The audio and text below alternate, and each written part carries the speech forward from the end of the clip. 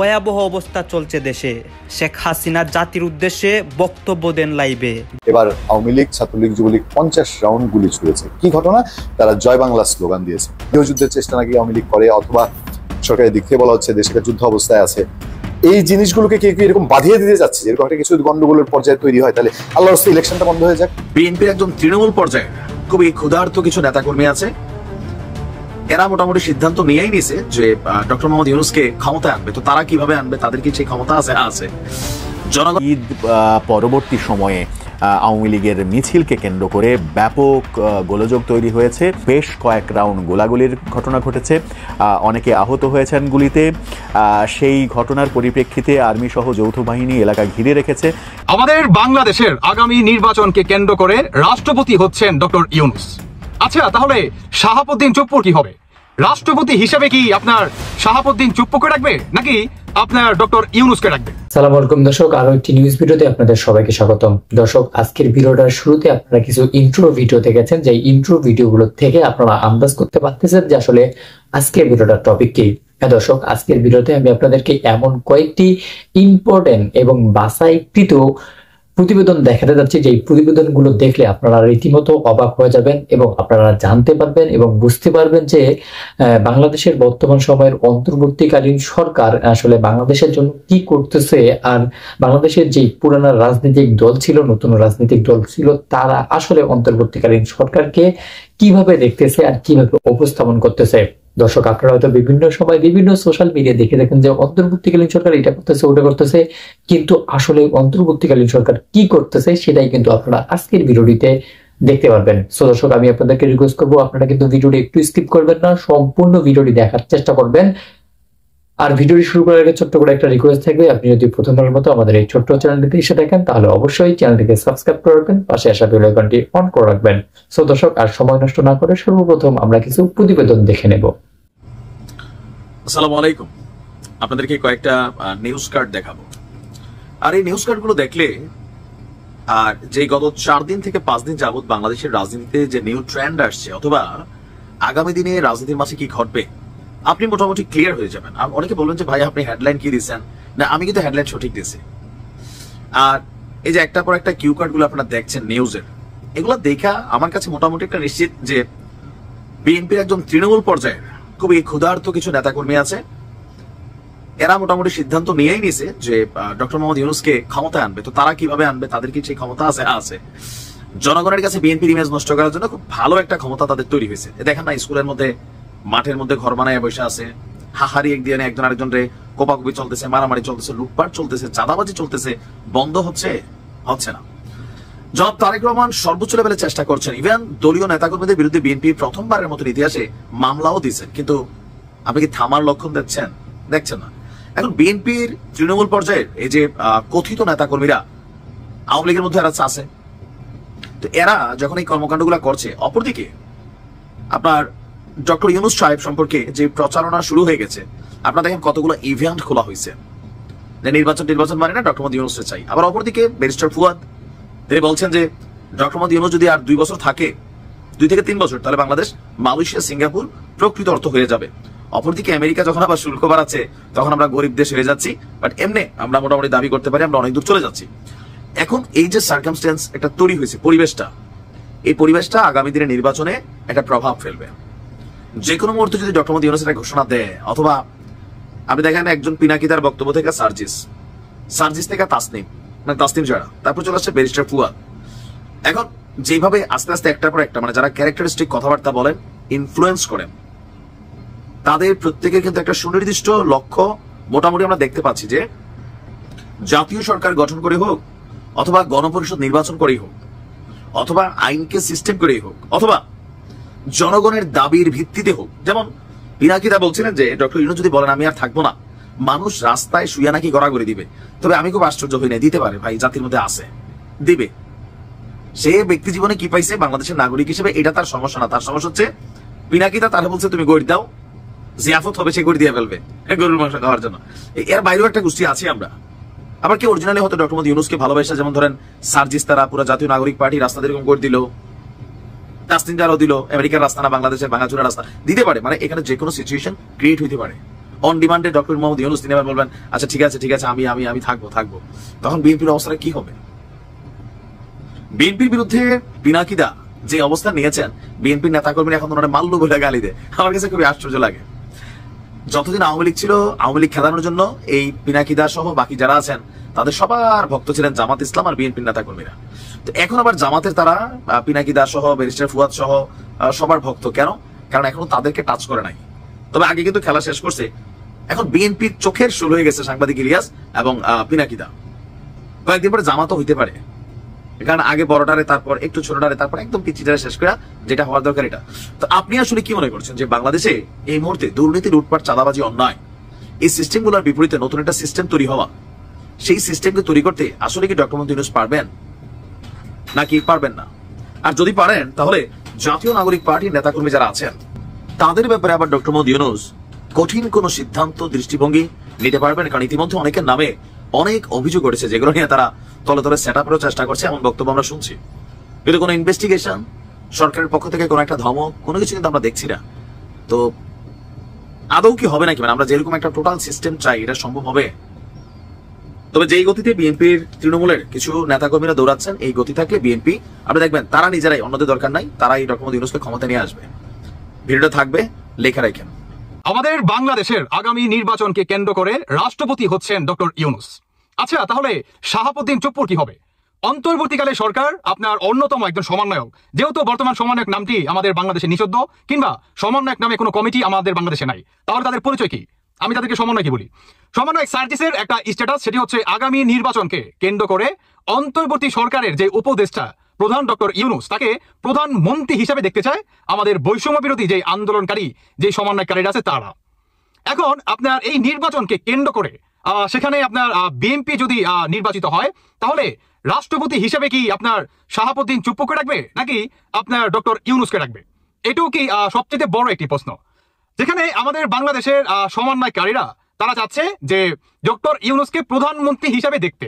তিনি যদি প্রধানমন্ত্রী হয়েও বা তিনি যদি প্রধানমন্ত্রী না হতে পারে, তাহলে আমাদের বাংলাদেশের আপনার রাষ্ট্রপতি শাহাবুদ্দিন চুপ্পুকে পদত্যাগ করিয়ে, মানে শাহাবুদ্দিন চুপ্পুকে সরাইয়া ডক্টর ইউনূসকে রাষ্ট্রপতি হিসেবে প্রতিষ্ঠিত করবে আমাদের বাংলাদেশের আন্দোলনকারী, মানে সমন্বয়কারীরা আর কি, তথাকথিত। আচ্ছা, বিএনপি কি কাজটা করবে? বিএনপির সাথে কি এই সম্পর্কটা আছে বর্তমান অন্তর্বর্তীকালে সরকার ডক্টর ইউনূসের সাথে? আচ্ছা, ডক্টর ইউনূস তিনি যখন ক্ষমতায় বসে, তখন তিনি একটা কথা বলছে যে আমাকে বৈষম্য বিরোধী ছাত্র আন্দোলনকারীরা এরা প্রতিষ্ঠিত করছে, অতএব এদের মাধ্যমে কিংবা এদের কথার অনুযায়ী আমি দেশটা পরিচালনা করব। তিনি কিন্তু বলে নাই যে আমি বাংলাদেশে যে আরো একটি বড় একটি রাজনৈতিক দল আছে বিএনপির কথায়, কিংবা আদার্স যেই দলগুলো আছে, জাতীয় পার্টি বা আদার্স যেগুলো দলগুলো আছে, এদের সবাইকে নিয়ে একসাথে বসে দেশটা কিভাবে পরিচালনা করা যায়, আগামী বাংলাদেশটা কিভাবে সামনের দিকে নেওয়া যায়, সেই কথা কিন্তু তিনি বলে নাই। আচ্ছা, তাহলে সমন্বয়কারীরা তারা যে বর্তমান বলতেছে, কিংবা একের পর এক একটা মনে করেন তারা স্ট্যাটাস, কিংবা একের পর এক তারা যে হুমকি ধুমকি দিচ্ছে যে আগামী দিনে আপনার নির্বাচনকে কেন্দ্র করে ডক্টর ইউনূস যদি প্রধানমন্ত্রী নাও হতে পারে, তাকে রাষ্ট্রপতি বানাবো। আচ্ছা, বিএনপি কি তাকে রাষ্ট্রপতি হিসাবে নির্বাচিত করবে, নাকি আপনার শাহাবুদ্দিন চুপ্পুকে রাখবে, নাকি এই অন্তর্বর্তীকালে সরকার, মানে যে বাজারা বৈশা রয়েছে আপনার তথাকথিত সমন্বয়কারীরা, এরা শাহাবুদ্দিন চুপ্পুকে কিংবা ৭১-কে কিভাবে মুছে ফেলা যায়, আপনার ৭১-এর সংবিধান কিভাবে মুছে ফেলা যায়, আপনার ৭২-এর সংবিধান কিভাবে মুছে ফেলা যায়, এই ধরনের একটা পরিকল্পনা। আসলে মেন এখানে কারণটা কি? কারণটা হচ্ছে তারা বর্তমান শাহাবুদ্দিন চুপ্পুকে সরিয়ে এই অন্তর্বর্তীকালে সরকার প্রধান ডক্টর ইউনূসকে আপনার রাষ্ট্রপতি করতে চায়। বিএনপি কে চাবে? বিএনপির কথার অনুযায়ী তারা দেশ পরিচালনা করতেছে? অন্তর্বর্তীকালে সরকার ডক্টর ইউনূস তিনি প্রতিনিয়ত সমন্বয়কারীদের কথায় দেশটা পরিচালনা করতেছে, তাই না? তিনি কি বিএনপির কাছ থেকে এই ধরনের ফিডব্যাক আশা করতে পারে? বর্তমান আমাদের বাংলাদেশ যেভাবে চলতেছে সেটা পুরোটাই আপনার অন্তর্বর্তীকালে সরকার বৈষম্য বিরোধী যে আন্দোলনকারী আছে এদের কথায়। আচ্ছা, বিএনপি কি এই সমন্বয়কদের কথা শুনবে? এটা হচ্ছে সবচেয়ে বড় প্রশ্ন। আগামী দিনে রাষ্ট্রপতি কি শাহাবুদ্দিন চুপ্পুই থাকবে, নাকি সমন্বয়কদের কথায় ডক্টর ইউনূস হবে? এটা হচ্ছে দেখার বিষয়। কিন্তু সমন্বয়কারীরা তারা খুব জোর দিয়ে এবং কনফিডেন্স নিয়ে তারা এই ধরনের কথাবার্তা বলতেছে যে আগামী দিনের নির্বাচনকে কেন্দ্র করে শাহাবুদ্দিন চুপ্পুকে সরিয়ে অন্তর্বর্তীকালে সরকার ডক্টর ইউনূসকে বানাবে রাষ্ট্রপতি। সার্জিসের আপনার কঠিনভাবে তিনি এই হুঁশিয়ারিটি দিয়ে দেয় যে আগামী নির্বাচনকে কেন্দ্র করে আমরা প্রধানমন্ত্রী হিসেবে দেখতে চাই। আচ্ছা, ডক্টর ইউনূস তিনি আরো একটি কথা বলে যে এই বৈষম্য বিরোধী যে এনসিপি যে দলটা, এই দলটাকে যতটুকু এই অন্তর্বর্তীকালে সরকারের পক্ষ থেকে যতটুকু সহায়তা করা যায় নির্বাচনকে কেন্দ্র করে আমরা প্রতিটি স্টেপ নিব। তাহলে এই সমন্বয় সার্জিস হাসনাত এরা যে কঠিন ভাবে বলতেছে যে আগামী দিনের প্রধানমন্ত্রী হিসেবে দেখতে চায়, আপনি এটাকে কিন্তু হালকা করে দেখতে পারবেন না। কারণ এরা বর্তমান কিংবা আপনার ডক্টর ইউনূসের যে বক্তব্য যে এদের যে দল এনসিপি এই অন্তর্বর্তীকালে সরকারের পক্ষ থেকে যতটুকু সহায়তা করা দরকার তারা ততটুকু সহায়তা করবে। আর ওইদিকে এই সমন্বয়কারীরা জোর দিয়ে বলতেছে যে আগামী দিনের প্রধানমন্ত্রী হবে এই ডক্টর ইউনূস। আর তিনি আরো বলে যে প্রধানমন্ত্রী যদি নাও হতে পারে চুপ্পুকে সরিয়ে রাষ্ট্রপতি করবে এই ডক্টর ইউনূসকে। তাহলে আগামী দিনের নির্বাচনটা কতটুকু সূক্ষ্ম হচ্ছে এটা কিন্তু পরিষ্কার। কিংবা বিএনপি তারা কি রাষ্ট্রপতিকে সরিয়ে ডক্টর ইউনূসকে বসাবে? এটা কি সবচেয়ে বড় একটা চ্যালেঞ্জিং এর বিষয় কিংবা বড় একটা পদক্ষেপ আমি দেখতেছি। আমাদের বাংলাদেশের সামনের নির্বাচনকে কেন্দ্র করে কিভাবে আওয়ামী লীগকে বাদ দেওয়া যায়, কিভাবে রাষ্ট্রপতি শাহাবুদ্দিন চুপ্পুকে সরানো যায়, এবং আপনারা দেখছেন সমন্বয়ক হাসনাত তিনিও আপনার কিভাবে সেনাপ্রধান মিস্টার ওয়াকারকে নিয়ে বাজে ধরনের মন্তব্য, একের পর এক মিথ্যাচার, এই ধরনের মন্তব্য কিন্তু চলমান। কিংবা বহির্বিশ্বে থেকে যারা নাকি বর্তমানে আমাদের বাংলাদেশটাকে অস্থিতিশীল করার চেষ্টা চালাচ্ছে তারাও কি এই সেনাপ্রধান মিস্টার ওয়াকারকে নিয়ে নানান ধরনের গুজব রটিয়ে বেড়াচ্ছে। আপনি যদি সহজ সমীকরণটা মিলাতে চান তাহলে শাহাবুদ্দিন চুপ্পুকে সরিয়ে যেই রাষ্ট্রপতি বানাবে ডক্টর ইউনূসকে, দ্যাট মিনস কারণ হচ্ছে একটা, আপনার যেই সরকারি আসুক না কেন যাতে সমন্বয়কারীরা বেঁচে যায়, তাদের বাঁচার একটা রাস্তা তারা খুঁজে বেড়াচ্ছে। আওয়ামী লীগের যে উত্তপ্ত রূপ সে খবরটা, তো খবরটাই আগে আপনাদেরকে শোনাই, তারপরে আমরা একটু দেখব যে এই ঘটনাটা কেন হলো। মানে জবাবদিহিতার তো ব্যাপার আছে। প্রত্যেক সম্মেলনে আমাদের প্রধান উপদেষ্টা ডক্টর মোহাম্মদ ইউনূস এবং ভারতের প্রধানমন্ত্রী নরেন্দ্র মোদীর পাশাপাশি বসে থাকা একটি ছবি নেট দুনিয়ায় ভাইরাল হয়েছে। কেন ভাইরাল হলো? নিশ্চয়ই কারণ আছে। যেখানে ভারতের প্রধানমন্ত্রীর সঙ্গে একটি বৈঠকের আবেদন জানিয়ে গত কয়েক মাস ধরে তুমুল আলোচনা চলছে, বাংলাদেশ থেকে বারবার আবেদন জানানো হচ্ছে, তারপর নরেন্দ্র মোদী সময় দিচ্ছেন না, বৈঠকের বিষয়ে সবসময় ভারত এড়িয়ে যাচ্ছে। সেইখানে পাশাপাশি বসে থাকার এই ছবি খুব স্বাভাবিকভাবে মানুষের দৃষ্টি আকর্ষণ করে এবং অনেকের মধ্যে এই প্রশ্নও যাচ্ছে যে তাহলে কি ভারত এবং বাংলাদেশ অথবা নরেন্দ্র মোদী এবং ডক্টর মোহাম্মদ ইউনূসের মধ্যে বরফ গলতে শুরু করেছে? এই ছবিটি আবার পোস্ট করেছেন ফেসবুকে প্রধান উপদেষ্টা প্রেস সচিব মিস্টার শফিকুল আলম। ছবিটি পোস্ট করে নিশ্চয়ই তিনি কিছু বোঝাতে চাইছেন।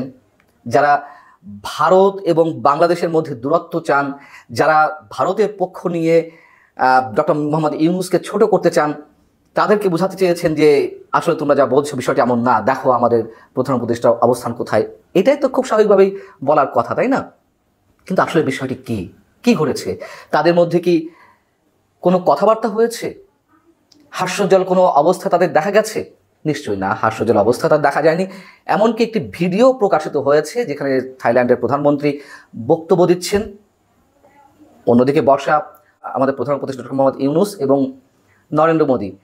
আর যে স্টিল পিকচারটি ভাইরাল হয়েছে তাতে দেখা যাচ্ছে যে নরেন্দ্র মোদী কিছু একটা পড়ছেন কোনো একটা ম্যাগাজিনের বা কোনো ব্রোশিয়ার, আর মঞ্চের দিকে তাকিয়ে আছেন ডক্টর মোহাম্মদ ইউনূস। এই যে ছবি রাজনীতি, এই ছবি রাজনীতি তো আমাদের কাছে নতুন কিছু নয়, তাই না? 2023-এ সম্ভবত নভেম্বরের দিকে ভারতে G20 সম্মেলন হয়েছিল।